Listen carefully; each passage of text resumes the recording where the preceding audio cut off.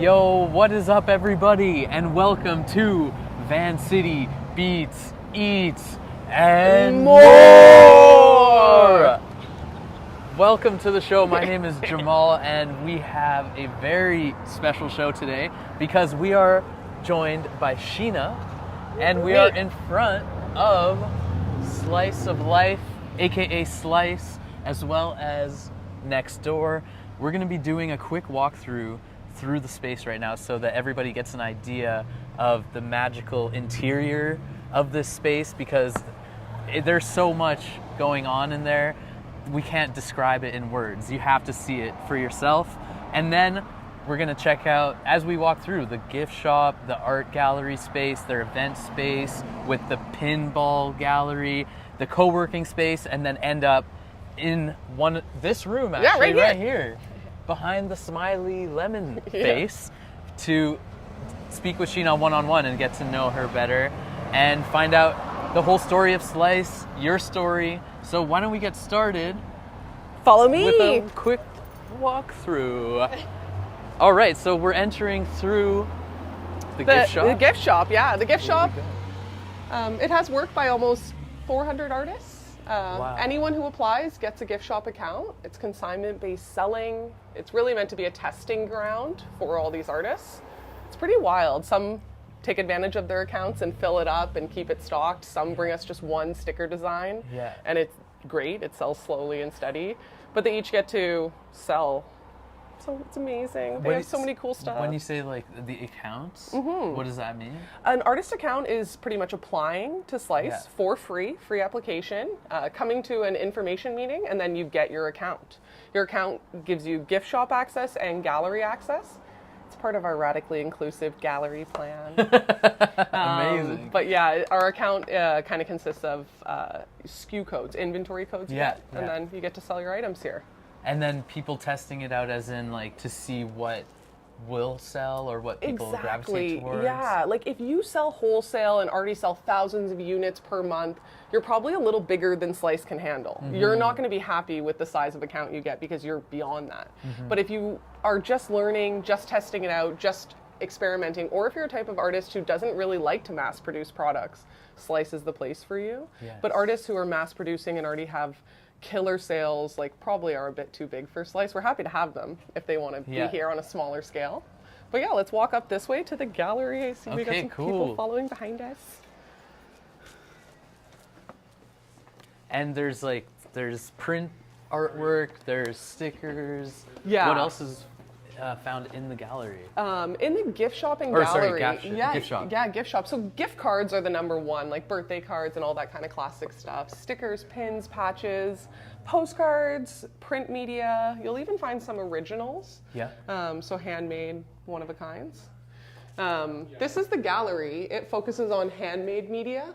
So really things that take skill and time and expertise. Like all of this? Yeah, these pillows. Can you, who is the artist who's displaying right now? Yeah, Ernesto is the artist, and they've got their Instagram and info here. We can give them a little shout out. Yeah, shout out Ernesto. Yes, and these are all their pillows and bowls, and they're all crochet and mixed media, so they make everything by hand, and they're going to be featured tomorrow. So this is sneak peeks, and Ernesto's the best because they're also done setting up early. Sometimes they're still here setting up, but they've done a really good job. Yeah, this exhibition is super funky. I love how they use their crochet as the frame as well for some of the art.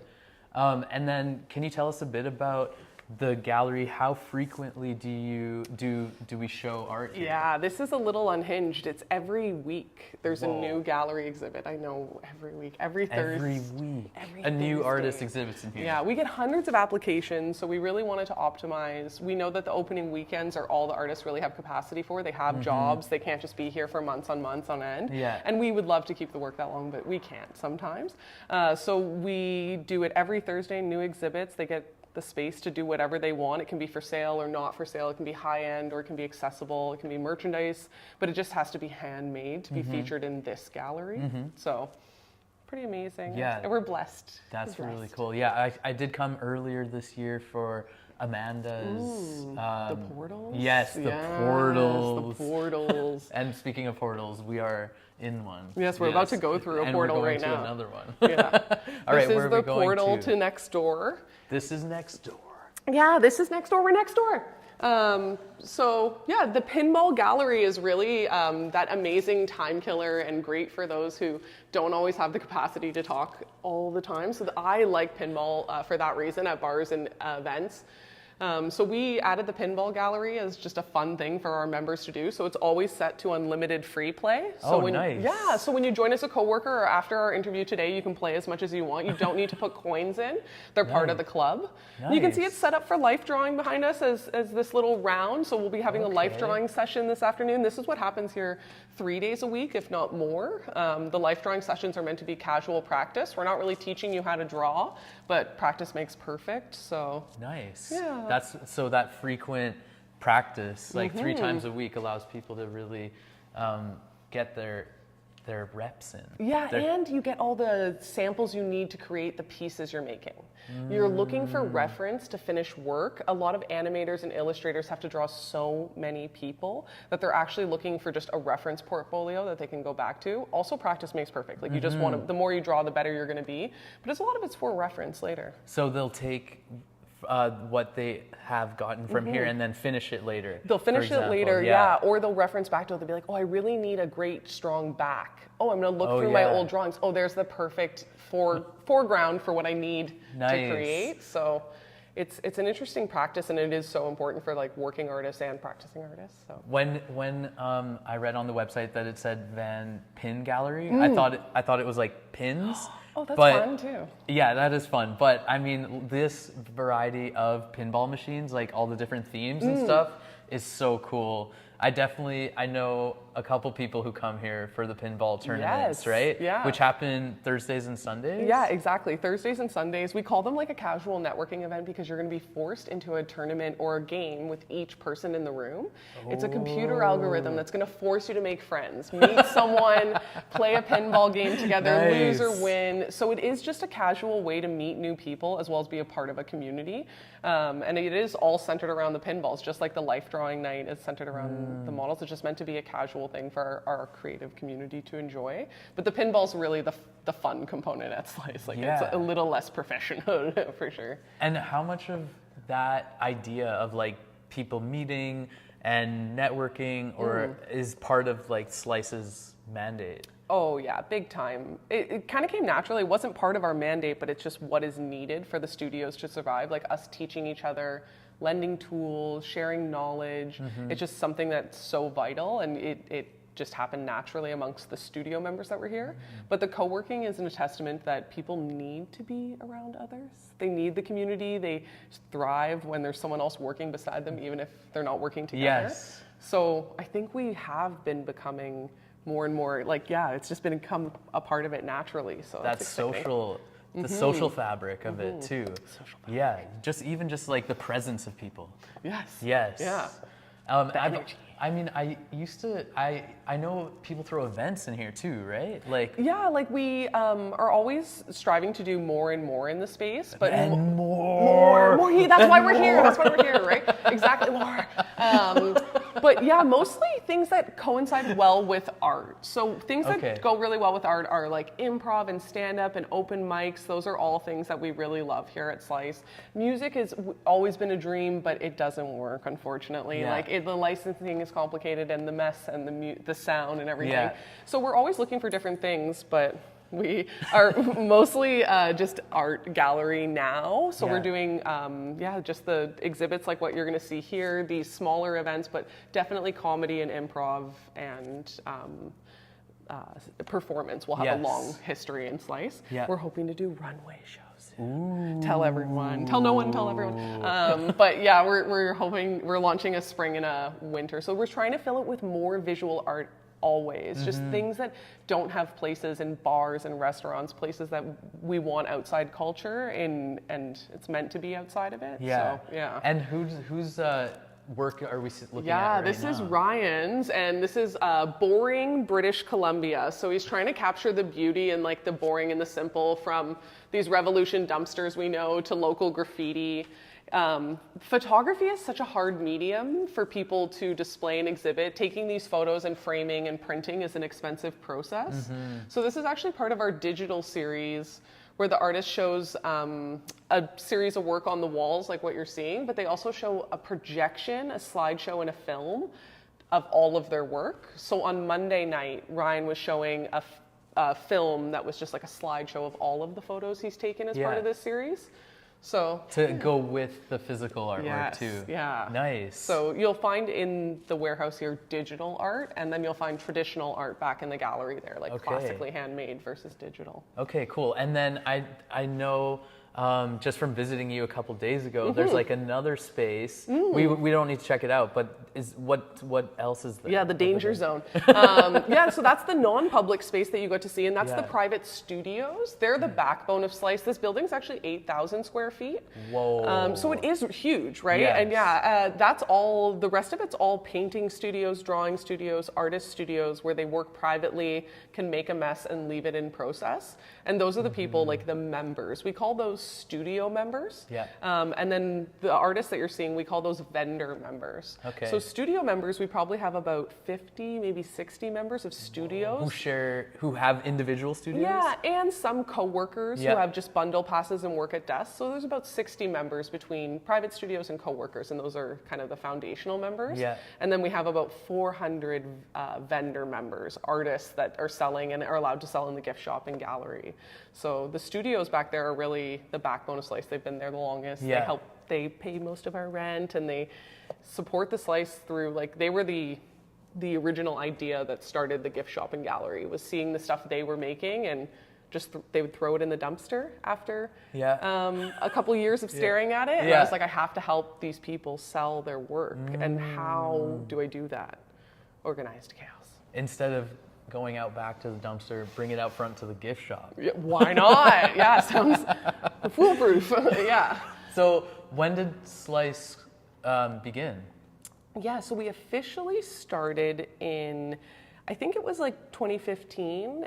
It was a sole proprietorship for years and years, as our first business plan was to be a screen printing kind of art house where you could come get any kind of art project produced. If you wanted a mural painted or t-shirts produced, whatever you wanted, we could do it. And we were trying to do that between the studio members and maybe outsourcing, and it was a nightmare. We did that for like 5 years, maybe even longer. And it was so hard. Anyone who does client-based art, any graphic designers out there, you're angels, and you've got to like patience of a saint, because it's really hard to, like I always say, when I say blue, we think of different colors, like different blues. And different hues. Yeah, and we just want to make art and not have to produce it on a mass scale. So after years and years of struggling to be a commercial print shop, we closed that business. I gave that business profit sector to my partner and co-founder, and they gave me the gift shop gallery.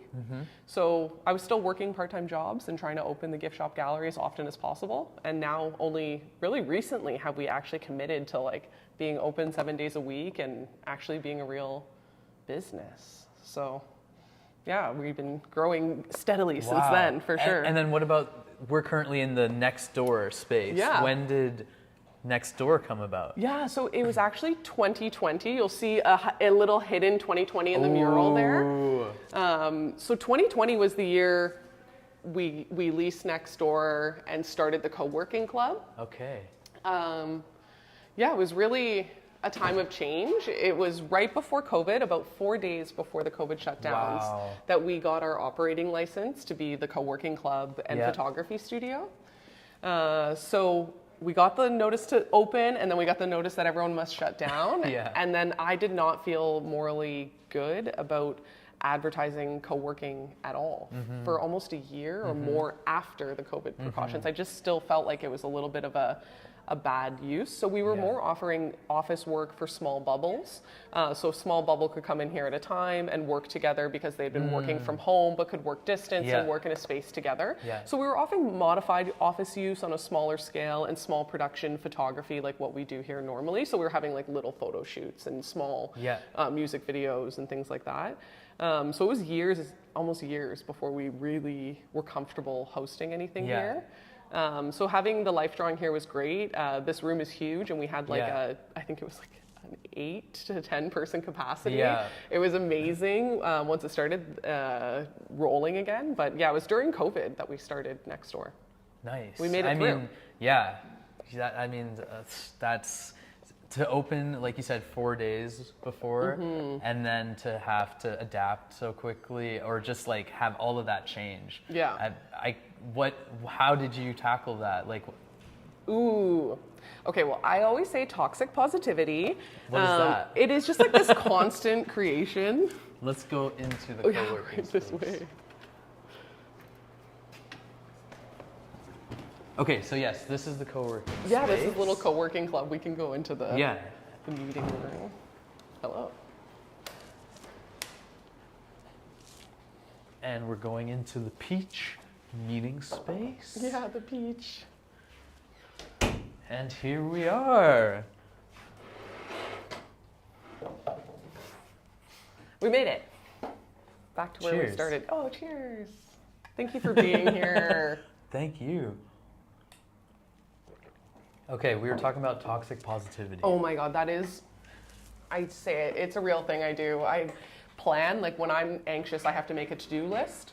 Some people are better when they're like active, and I know it's not good for everyone to be this positive all the time. So that's why I call it toxic positivity. Yeah. But during COVID, I was left with nothing but time, ideas, and energy. So it was easy enough for me to like focus and come up with modified ways to still do business. So the bubbles was like an easy option. I was like, it's not safe for large groups to be here to be doing that. So yeah, I just kept coming up with ideas and testing them until it worked. And like whatever stuck. Whatever you worked, rolled yeah. with? Yes, I Yeah. guess so. Yeah.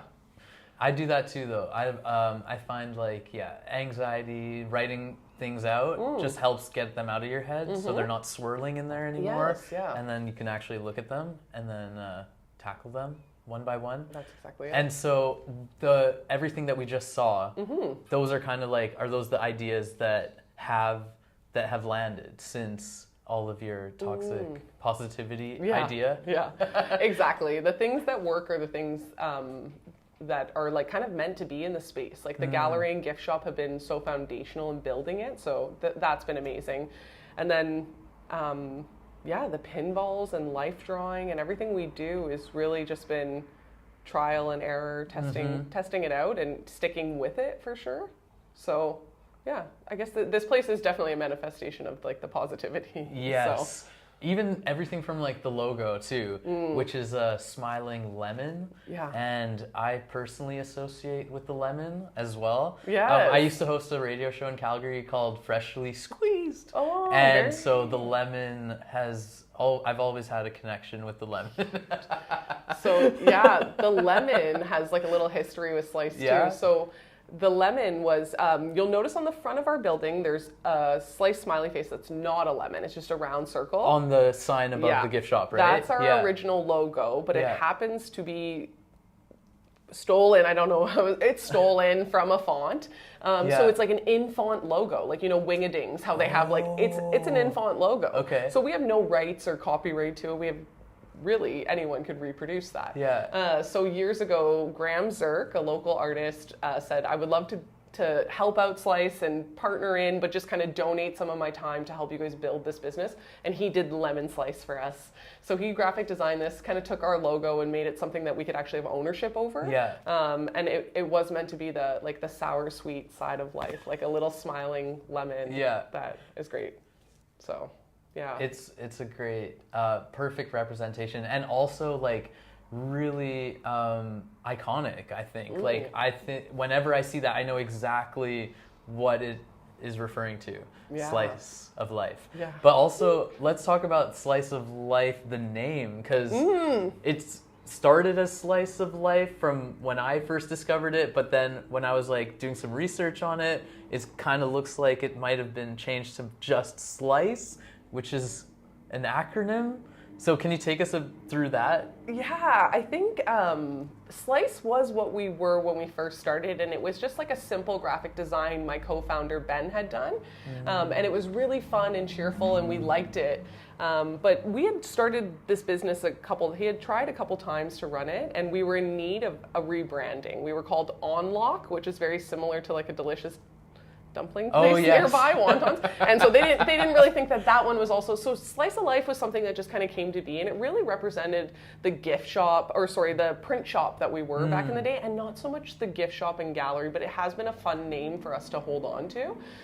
So we are still legally Slice of Life Gallery Incorporated, but we've long, for the last year or so, been kind of going through this evolution where we've been calling ourselves a school of life. Not quite a school of life. We haven't found the right words for it. Yeah. But as you've seen the little acronym we've been working on.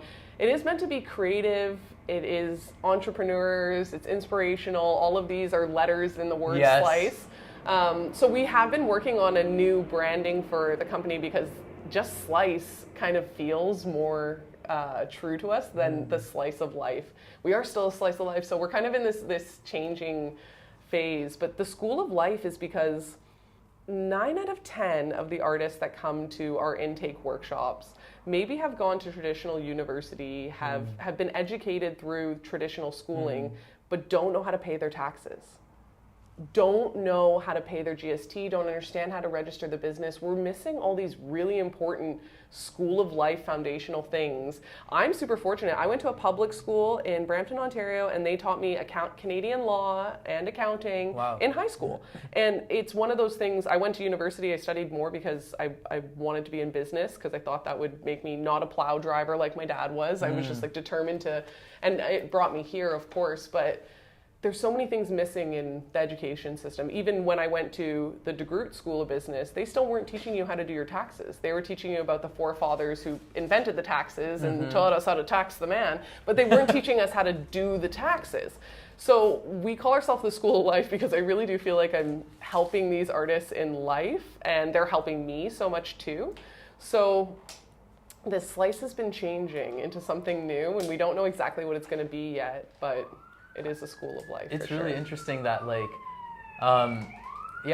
just want to mention too, so we're on Venables and Commercial in East Van. So, and we're right in the room that we pointed to when we started this stream out on the street. So we are street facing. You might hear some street noise, but it's all good. That's East Van life.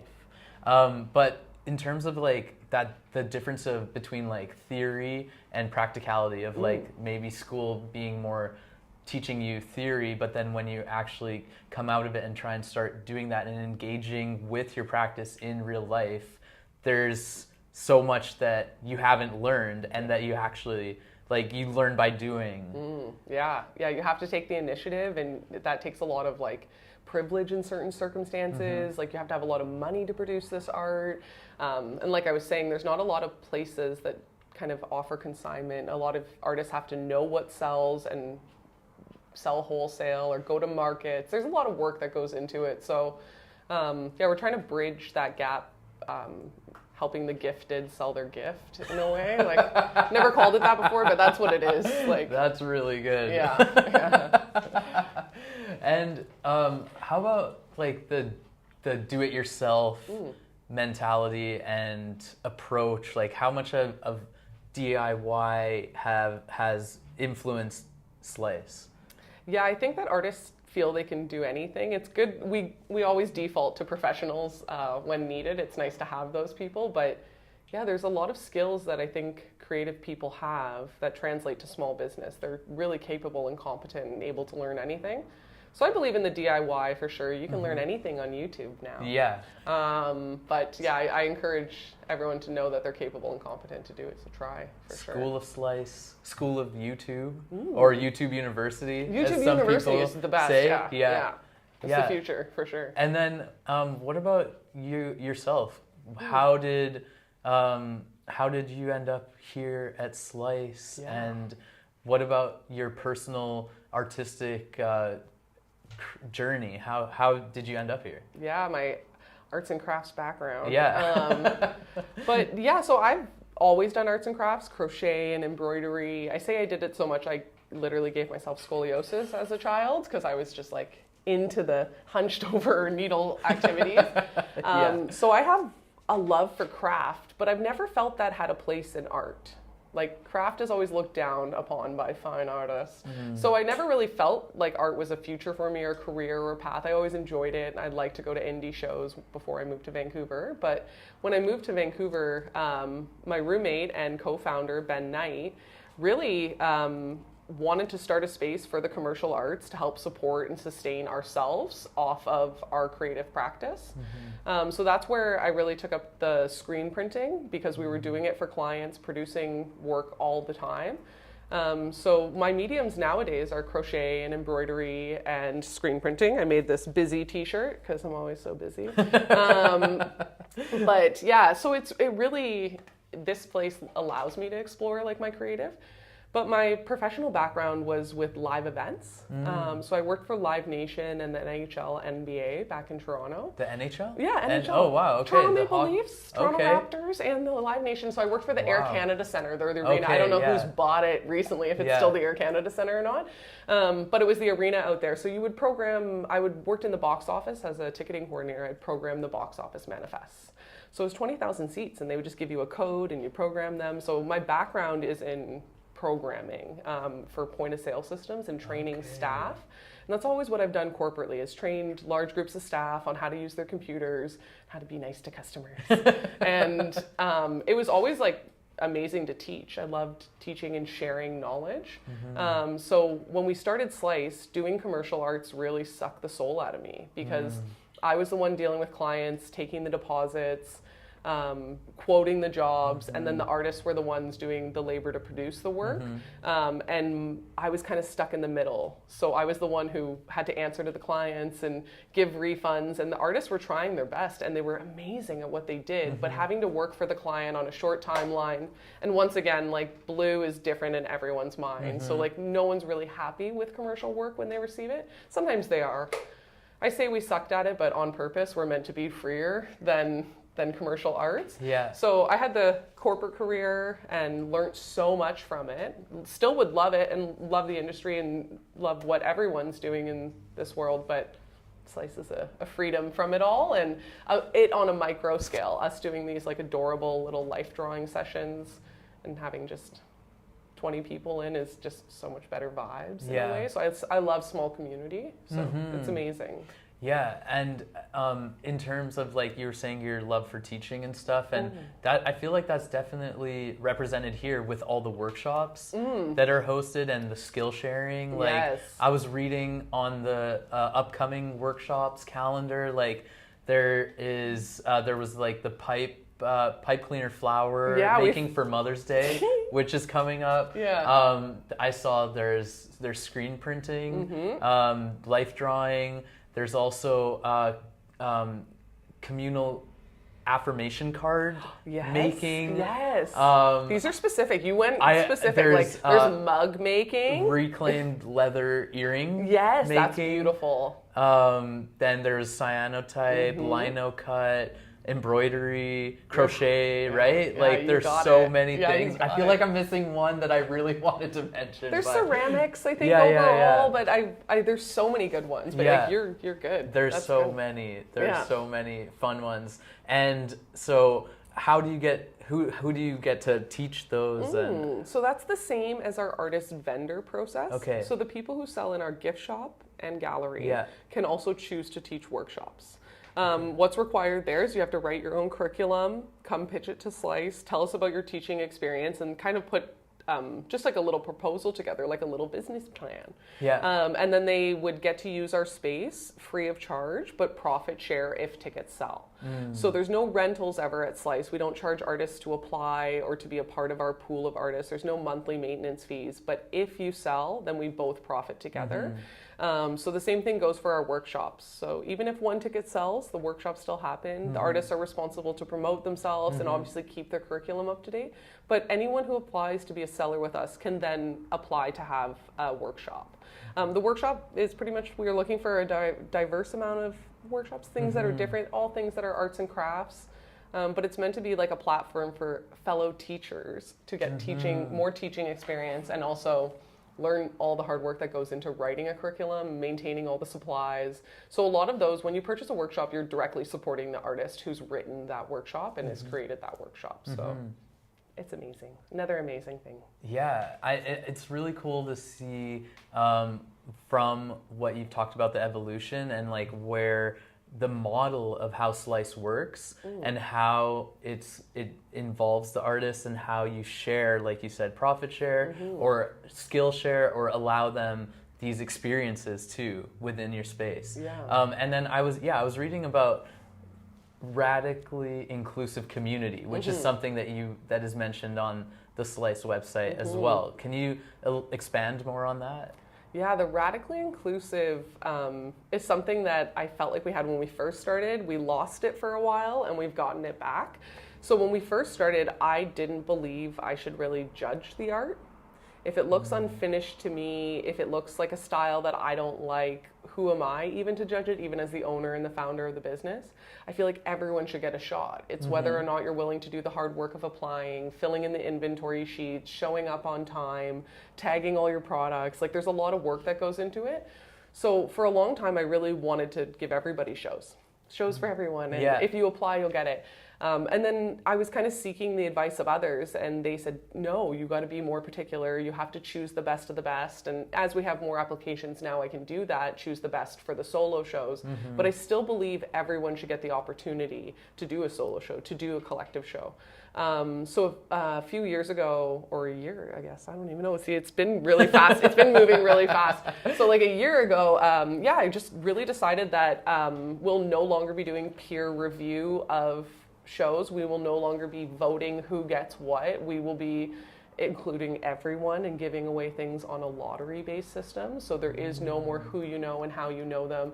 It isn't just based on how many followers you have or how well established or how great your photos are. It is about the quality of the work for sure, but it's meant to be space for everyone. So now anyone who applies gets to be a part of our collective art shows and gets to be a part of our gift shop. So it's nice to see everyone get the answer yes.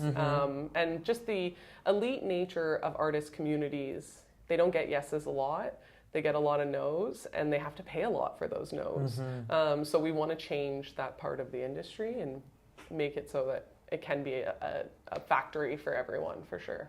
And then the lottery system, is that for choosing who shows in the gallery space? Yeah, so the solo shows are the most coveted show experience. So there's only one pool of people who are guaranteed solo shows, and that's our Slice Studio members. Yeah.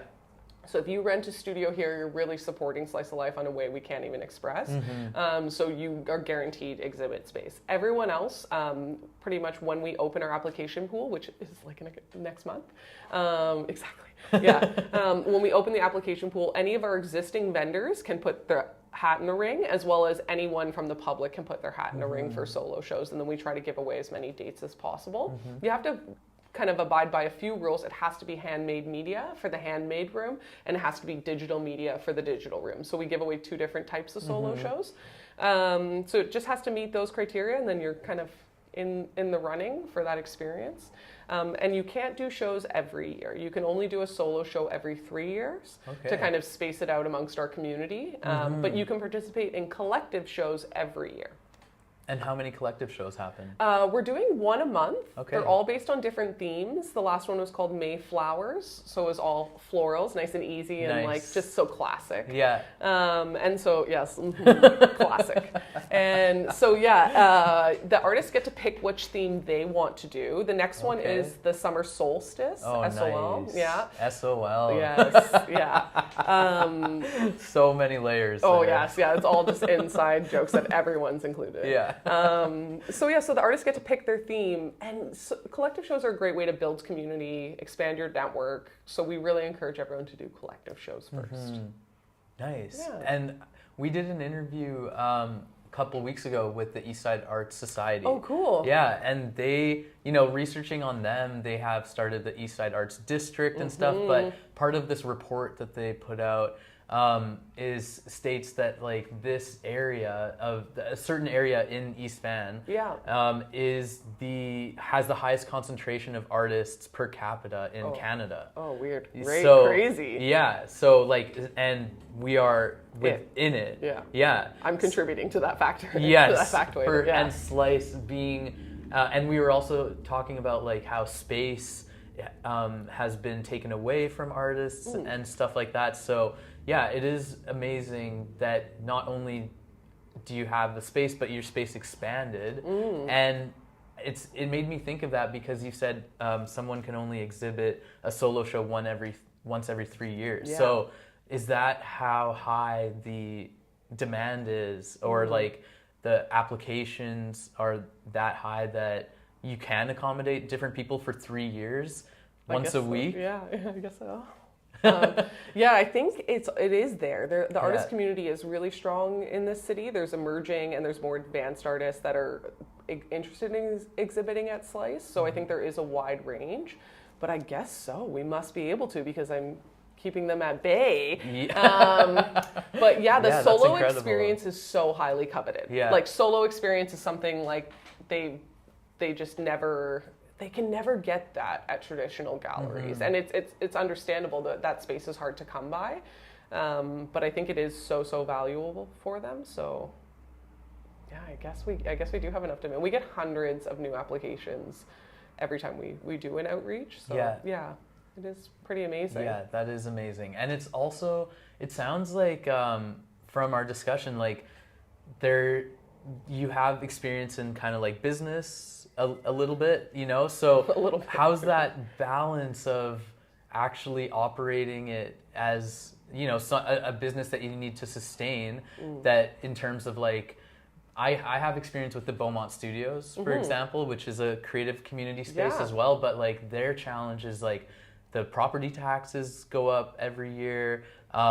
They, based on their lease, you know, they have a triple net lease, which means they pay the property taxes, but also like space above their building that they don't even occupy. Yeah, we pay that too. So how have you been able to navigate these challenges? Well, I say we're a for-profit corporation that's never made a profit.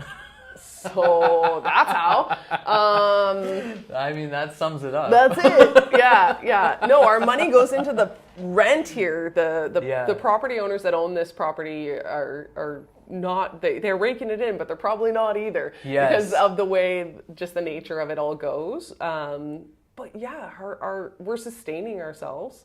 We're not making a ton of profit. If any qualified lenders out there want to give us a mortgage for the buildings, I'm very responsible. And yeah, that's the biggest thing. Like those purchasing the property and having that value is like a totally different thing. When you are renting a space, you are kind of, you're doing it for the community and for yourself, like for the freedom of it all. But yeah, you just have to diversify, obviously. You have to have more than one revenue stream. You have to keep it busy. You can't have quiet days. Like when people are like, oh, it's so busy over there. I'm like, do you know, it's such a weird thing to say to a business, because shouldn't I always have something going on? Like when you think of successful places that you go to, they probably have different trivia nights and different things going on all the time. So you have to do that as like an art gallery gift shop as well. But the component that's missing is we don't sell food and alcohol. We don't make profit off those things. We just work with art community, which is interesting and better. It feels less evil than selling alcohol.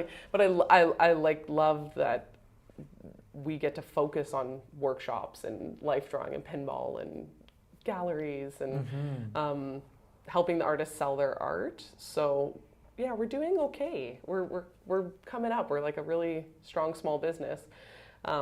In 2023, we put almost $250,000 in the pockets of artists as well. So that's what our commission payouts is, and then like I said, the rest goes into the rent and the utilities and the triple, like you said, the triple net, the paying the property taxes on ours are 3-story buildings, and as you saw, they're really just one or one and a half stories, and the utilities, like the cost of garbage and the waste and all that. But then the freedom it gives us, the lifestyle it gives me, And yeah, we have goals of wages and high wages, and it's all very realistic. Slice as a for-profit corporation hasn't done enough funding research either, like into grants and things like that. But we're doing okay. We're doing amazing, actually. Like it's just like total freedom and creative support. And like I said, we're putting actual profits into artists' hands as well. So pretty cool. Yeah, I think there's different ways to measure that success. And I think based on the community that you attract here and the fact that you have built that, not only like the physical space, but the intentions and the thought of how you want to create the space too is to accommodate the community, and then seeing that reception. I think that's a real tangible way of measuring success too, in terms of actual people engaging with the space, which is incredible. Yeah. So congrats on all of that. In terms of like lifestyle, you said it affords you a lifestyle that you like. Like what are those elements of the lifestyle in terms of running and being part of Slice that you love? Well, I think it obviously builds my community and my supports. Like there's so many people building me up and that do appreciate the hard work I do here. So I do get to see immediate returns on their happy little faces. And those smiling lemons? Yes, exactly. All my little lemons. I think the fact that I get to take my craft and sell it as well. Like I do craft at a therapy, like it's calms my mind. I can crochet. I can't think about a single thing when I'm counting crochet hooks. And I get to sell that and show that and exhibit that. So it actually satisfies a lot of that creative urge in myself as well. And yeah, I joke that like when I'm late to work, I apologize to a mirror instead of some like creepy old boss I had. So I just like say sorry and then I get back to work. And of course to my customers if I ever keep them waiting too, but like our community is so supportive. So like I think I just get so much out of it, and I see the future with Slice, and I it's optimistic. It's like all joy and bubbles, hopefully. So yeah, I guess I definitely get all that. Nice. Yeah. And in terms of the future of Slice, what are you working on? What are some of the goals and vision? So, short-term vision, we're starting Runway.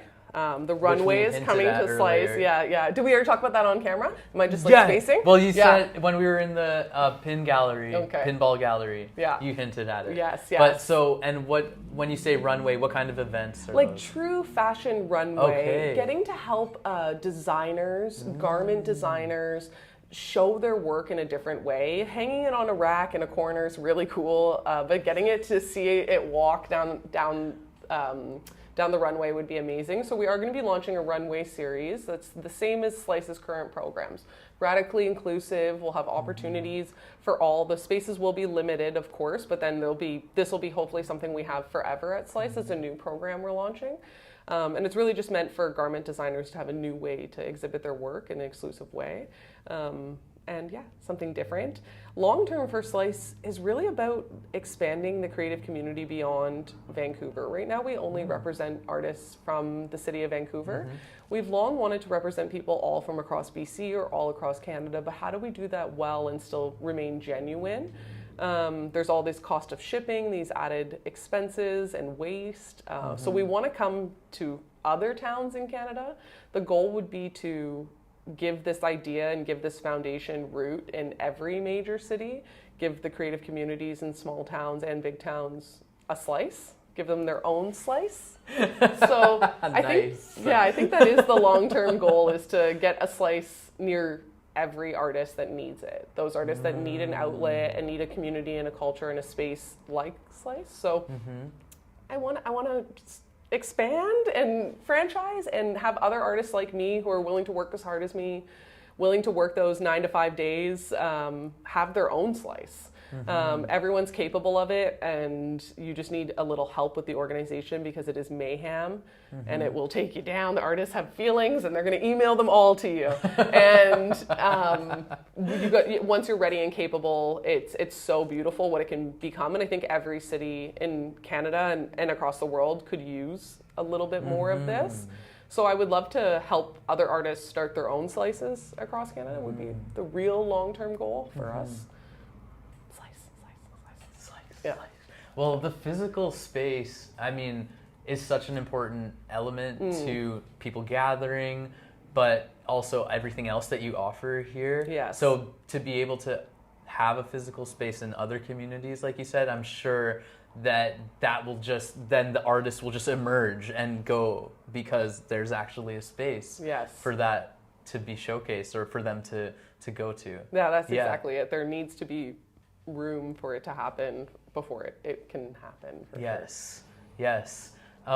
And I just wanted to mention that we are located in Vancouver, as we've mentioned a few times, in East Van, which are the traditional and stolen unceded lands of the Musqueam, Squamish, and Tsleil-Waututh First Nations.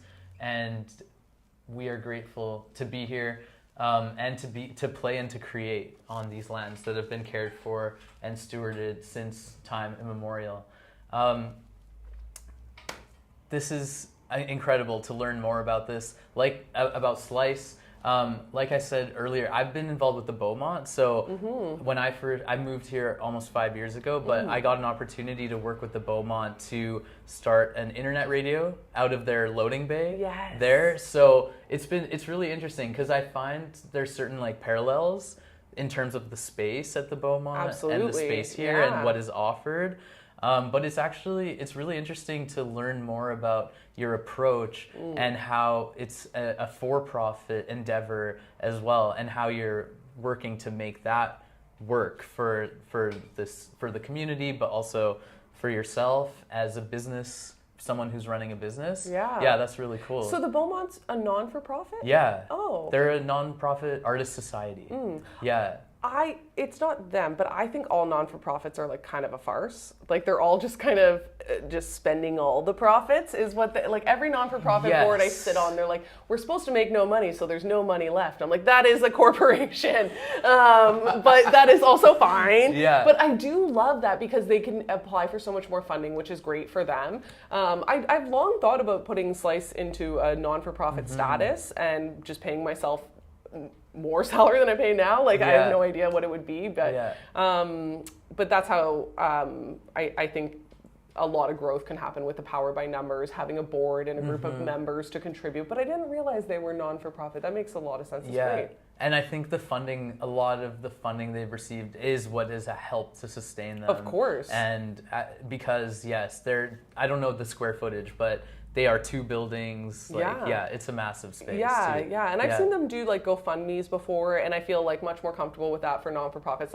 As a for-profit corporation, even though I'm doing fun work for the community, I don't think I should be fundraising. So Slice's motto and mission is definitely to be transparent about what we are and why we're doing it, but also the finances too. They're not great, but we will own the building one day. The property owners are friendly, but the mortgage is steep. That's all part of it too, is that relationship with the property owners and creating a harmonious, healthy relationship with them too. Yes. And for them to see the value of what you're doing, to continue to support that. Yeah, that's been huge at the Beaumont because as they're not necessarily, they ran a fundraiser last year, they're open about how it's really hard for them to make their monthly rent. So the fact that the landlord supports them is a huge part of it. Yeah, their location is so close to downtown. It's gotta be so expensive. And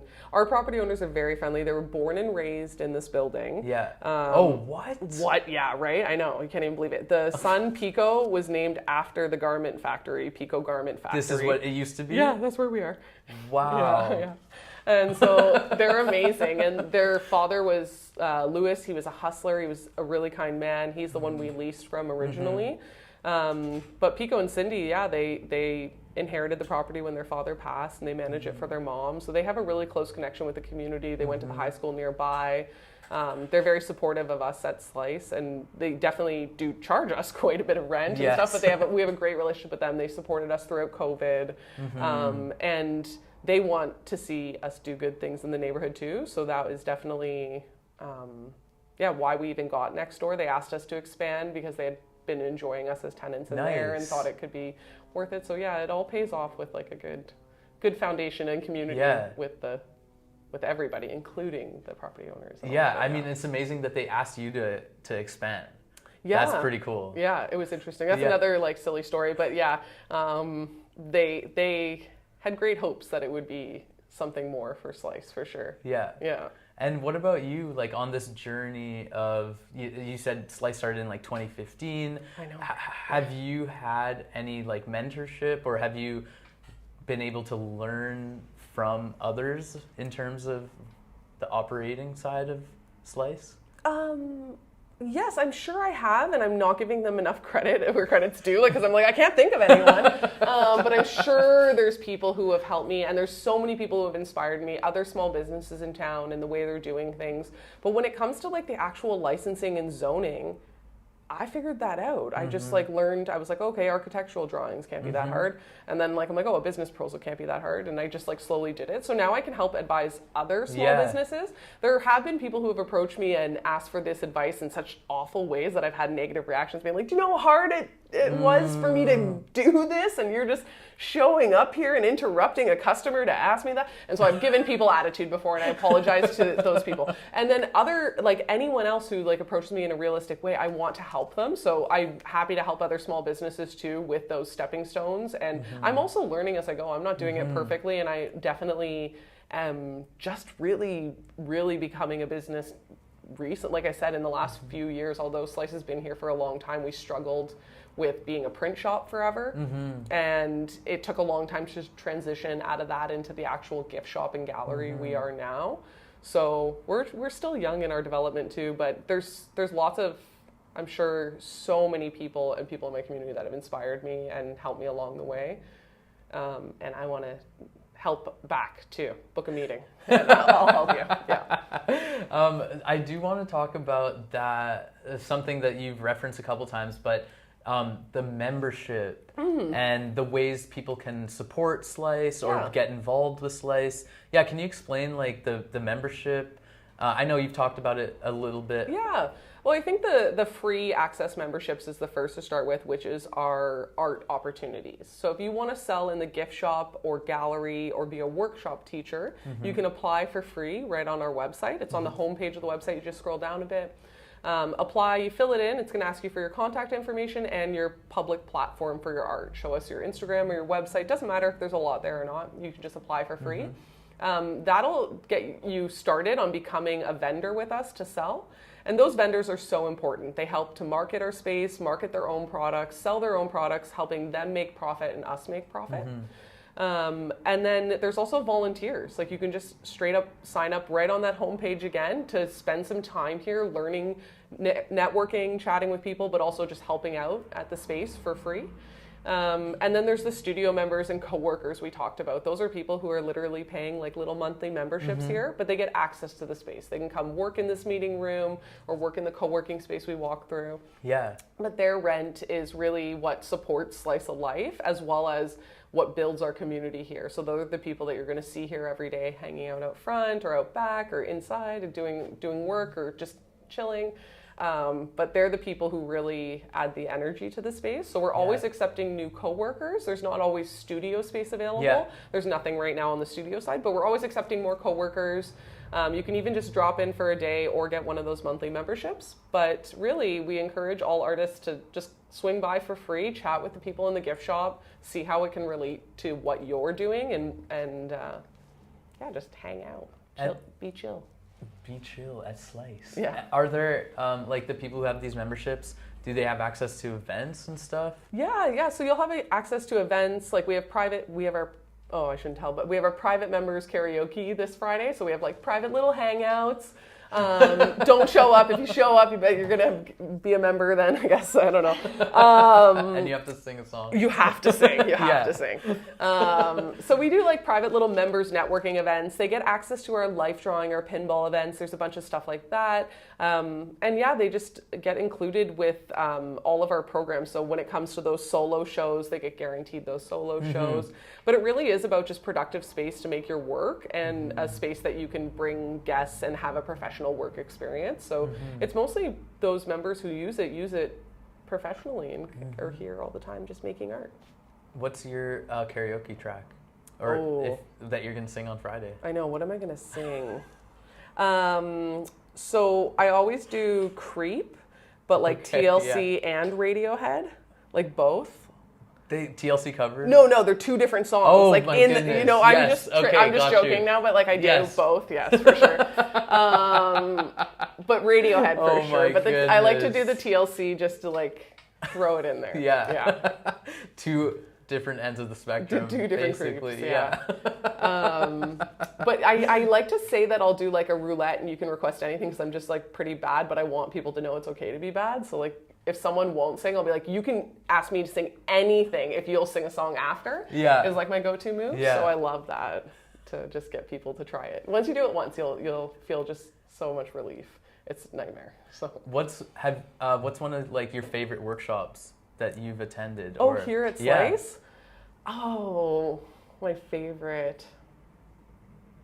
I want to say Life Drawing is truly one of my favorite programs here. It's just so hard to get out of your own head and really draw for myself. I'm not an illustrator or a painter, and it's really something that's hard for me to do. So practicing and just kind of going with the flow, just trying to get those drawings down, I can just see myself getting better every time I do it.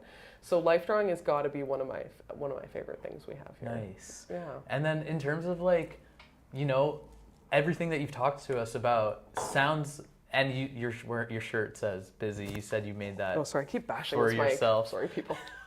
But when you do have like time to yourself, what do you do? How do you like to spend your free time? Ooh. Or to like rejuvenate, restore?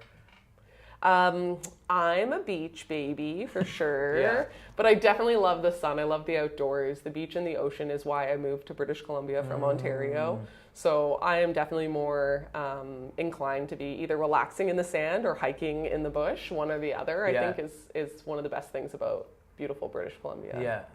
I agree 100%. Yeah, I moved here from Alberta. Ooh. So yeah. What was that? It's gotta be cold. Like, it's gonna be cold. I would love to. I like that reaction. Yeah, I just like anything. I'm like, oh, cold. Yeah. It's cold, right? It's super cold. It can be. Yeah, Ontario's cold too, Yeah, but I just imagine it's a different kind of cold. Yes, definitely different. But yeah, just being right on the ocean here is incredible. Yeah. Yeah. It truly is a blessing. Yes. Oh, well, thank you so much for your time. Thank you so much for showing us. Are we doing this? Yeah. The political handshake where they put the hand over top. President. Thank you so much for taking the time to show us. I love that we were able to do a walkthrough. So hopefully everyone at home got to see like inside the whole, like where we walk through, see the space. There's actually also like a virtual tour you can do on the website. Yeah, so cool, right? Which is really cool. Yeah. To see pretty much like the same, almost the same trajectory that we did through the space. Where can people find Slice online? Yeah, slicevancouver.ca is the website. Slice Vancouver is the Instagram. Definitely just Google us, Slice Vancouver, and you'll find us here. Yes. So thank you so much, Sheena, for taking the time to show us around, to tell us more about your story. Also, everything that happens here at Slice. It's incredible. I moved to this area not too long ago. Actually, Kazi and I walked here. Oh, nice. With our equipment. So I love that proximity, love how bustling it is in this area, and thank you so much for showing us like how Slice contributes to this area and also how it welcomes so many different artists and creatives. Like Sheena said, Slice Vancouver on Instagram. There's Slice Vancouver, Slice Next Door, Slice Gift Shop. Get all your slices in. You can also probably on the website find out like the exhibiting artists. You can. And they exhibit every single week. There's a new exhibit and artist showing in their galleries. So which is absolutely incredible. So much variety, workshops, skills that you can learn. It's incredible. Yeah, I'm like there's so much in this space. Slice Next Door My name is Jamal. This has been a jazzy production. We also want to shout out TELUS STORYHIVE for funding this program. This is actually the 27th episode of season 2, Cool. the 59th episode over 2 seasons that we've done. Congrats, that's amazing. Yeah, it's really cool. It's a lot, so, yeah. Yeah, and there's we're still discovering more and more people. Of course, this show is called Vancity Beats, Eats, and More. And the whole goal of the show is to highlight and showcase local creatives, our local creative community, and also people who are creating space for that community, which is what we just witnessed today here at Slice. So once again, thank you to everybody tuned in. Thanks for everybody watching this back. Thank you, Sheena. You're welcome. My name is Jamal, and this has been Vancity Beats, Eats, and